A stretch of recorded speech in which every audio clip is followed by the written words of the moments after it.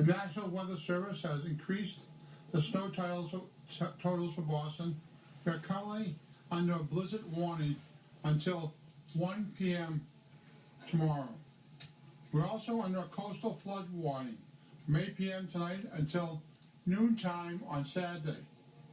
This is a very large and powerful storm.